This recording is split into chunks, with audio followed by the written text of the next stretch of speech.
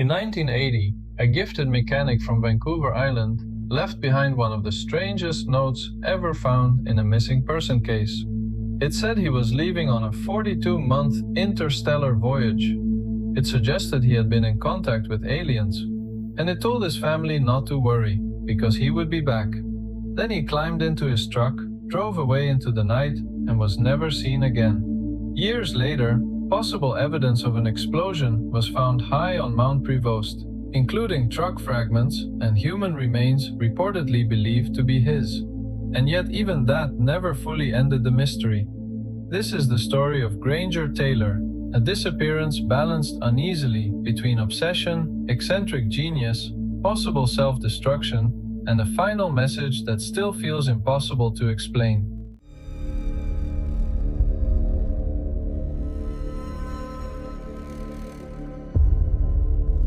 Before Granger Taylor became the center of one of Canada's strangest disappearance stories, he was known for something else entirely: machines. Granger lived near Duncan, British Columbia, on Vancouver Island, and built a local reputation as a brilliant, self-taught mechanic. He was the kind of person people describe in almost mythic terms: someone who could take apart engines, rebuild heavy equipment, and restore complex machinery with an instinct most people simply do not have. Accounts of his life consistently emphasize that he was extraordinarily gifted with engines and metalwork, even if he was also unconventional and intensely solitary. That matters because the story works best when it starts from reality, not spectacle. Granger was not famous because he believed strange things. He was famous because people around him believed he was brilliant. And that makes what came later feel much darker, because when eccentricity and brilliance overlap, it becomes harder to tell where obsession ends and danger begins. Over time, Granger became increasingly fascinated with space, extraterrestrials, and the possibility of contact with other intelligent life. The most famous symbol of that obsession was something he actually built: a life-sized UFO model on his family's property. It was not just a joke or a prop.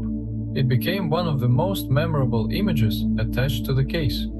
A talented mechanic out in rural British Columbia, building what looked like a spacecraft in his backyard.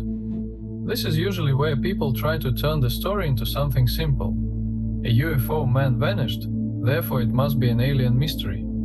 But that is the weakest version of the case. The stronger version is more human. Granger seems to have been moving deeper into a private world of ideas that may have meant many things at once: curiosity, obsession, symbolic thinking, fantasy, maybe even despair. And because no one can go back into his mind now, the meaning of that obsession is one of the biggest unanswered parts of the story. On November 29, 1980, Granger Taylor disappeared.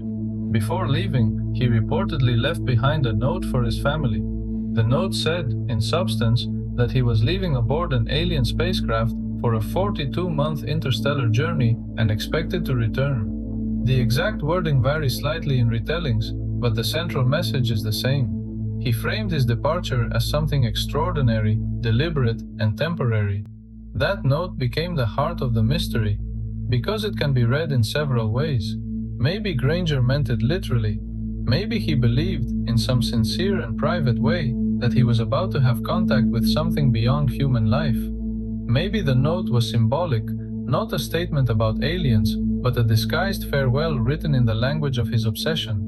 Or maybe it was something else entirely: performance, confusion, dark humor, or a final attempt to make his disappearance impossible to interpret cleanly. Whatever it meant, the effect was immediate. From the moment the note was found, Granger Taylor's disappearance stopped being an ordinary missing person case. It became a mystery wrapped inside a message no one could confidently decode. After leaving the note, Granger got into his pickup truck and drove away. Weather conditions that night were poor, and the area around Mount Prevost would later become central to the case. But in the immediate aftermath, there was no confirmed public witness who could explain exactly where he had gone or what he intended to do next. He simply left, and then he was gone. That is an important part of the case, because for all the mythology around Granger Taylor, the actual final movement is very ordinary. A man leaves in his truck at night and does not come back. No dramatic public scene, no last-minute confrontation, no confirmed final sighting that explains the next step. Just absence. And in disappearance cases, absence is where imagination becomes dangerous. Because once the facts run out, the story begins getting rewritten by whatever is most emotionally powerful. In this case, that power came from the note. In 1986, years after Granger disappeared, possible evidence connected to his fate was reportedly found on Mount Prevost.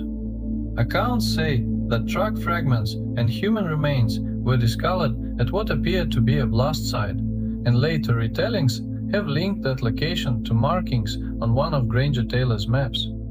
The implication was clear. Granger may have died in an explosion in the mountains not long after he vanished. At first glance, that sounds like closure, but it was not full closure. The remains were not identified in a way that fully settled every question in public memory, and because the case had already grown into a cultural mystery, the blast site did not simplify it. It complicated it, because now the story split in two. One version said the answer was obvious, Granger was likely dead, and the explosion was the real ending.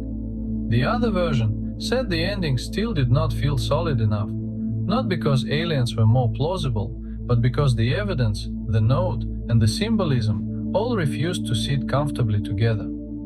And that refusal is why people still talk about the case. Not because the evidence points to extraterrestrials, but because even the most realistic explanation never erased the strangeness around it. Granger Taylor's story survives because it sits at the edge of several different kinds of storytelling at once. It is a disappearance story, a possible suicide story, an obsession story, a UFO story, a rural legend, and a case study in how a final note can completely reshape the way people remember a missing person. But underneath all of that, the case is still about one person, a gifted mechanic, a man regarded as brilliant, someone whose mind seems to have been moving somewhere the people around him could not fully follow. That is why the story remains haunting, because whether the ending was earthly, symbolic, or self-created in the most tragic way possible, it still feels like a communication from someone already halfway gone. In November 1980, Granger Taylor left behind a note about a 42-month interstellar journey and disappeared into the night. Years later, possible evidence of a fatal explosion was found on a mountain near his home. And yet, even with that discovery, the case never stopped feeling strange. Because the real mystery may never have been aliens, it may have been Granger himself. What he believed, what he meant, and whether the final message he left behind was meant to explain his disappearance or make sure no one ever could. If you want more true crime, disappearances, and stories buried in the dark, subscribe to Curiosity, because some mysteries do not stay in the dark by accident. Sometimes they are written that way.